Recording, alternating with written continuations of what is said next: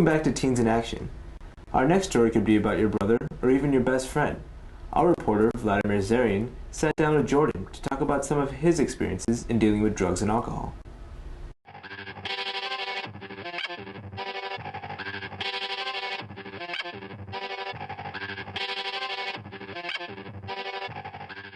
Thank you, Jordan, for agreeing to share your story with us. Pleasure.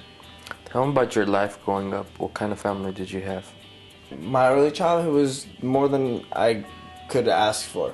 It was amazing. There was never a lack of love in my house. We always had enough. We never went without. Where did you begin to use alcohol and drugs, and why did you use them? I think I was 12 or 13 the first time. And I thought I was so cool and so old and so mature having my own glass of wine. You told us about use of alcohol. What about drugs? It was something that older kids did, and it seemed really cool to me. Why did you use them? I think in the beginning, most people, at least for me, I know this is true. It's just curiosity. I gained a lot of friends real quickly. I was always the kid who had it. How did your family and friends react to you when you started using drugs? My family, in the beginning, they had no idea. They wouldn't have known I was very good at lying and manipulating and hiding it from them. How do you think family and friends could help someone who's showing signs of drug use?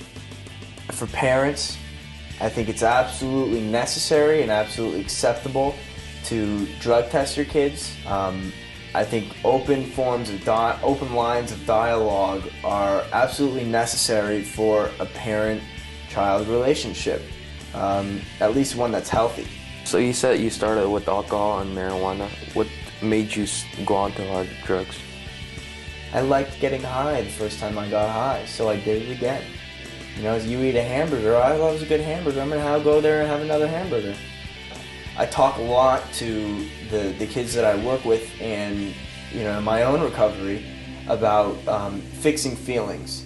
You know, the whole vicious cycle about using drugs and you feel horrible about it. But because you feel horrible, you use more drugs. Because you use more drugs, you feel even more horrible.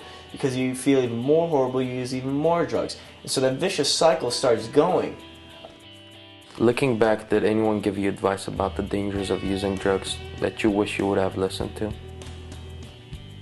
Wish I would have listened to all of it. You know, everybody in my life gave me advice. You know, school assemblies saying, you know, telling me about the dangers of drugs. My parents keep telling me about the dangers of drugs. Friends would always tell me, you know, Jordan, you need to slow down on your drinking. Yeah, I wish I listened to a lot of it. You know, almost all of it. I think my life would have taken a big change. Tell us about the day you were taken from your house and what happened to you in Utah. My parents said, Jordan, we want you to get sober. We think that if you get drugs out of your system, we truly believe that you will make the choice to live a clean and sober life. And they were gonna have me do it on my own, or they were gonna do it for me. And that, I mean, they were just truly terrified for my life. What happened was I said, no way, I'm not going. And so about 4:30 in that morning, two huge guys came in my room,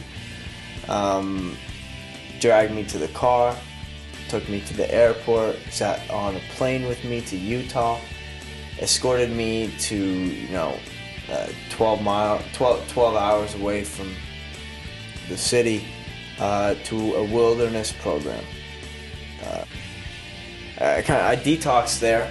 I was using heroin for that past month, and I detoxed there, but I couldn't let anybody know because of my, you know, that false pride and the false ego.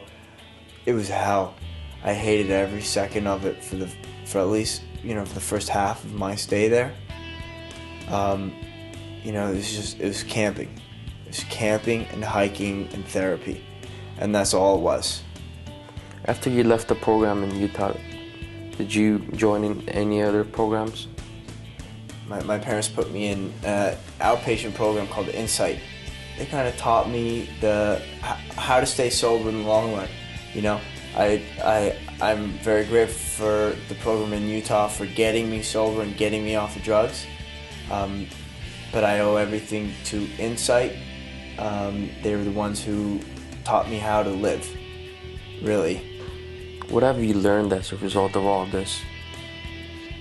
I've learned that there's nothing good that can come out of drugs and or alcohol. I have just as much fun as when I was on drugs and when I was on alcohol. What message would you like to send to teens about using drugs? I would like to send a message of fear, you know, because it's absolutely something to be fearful of, especially for the parents.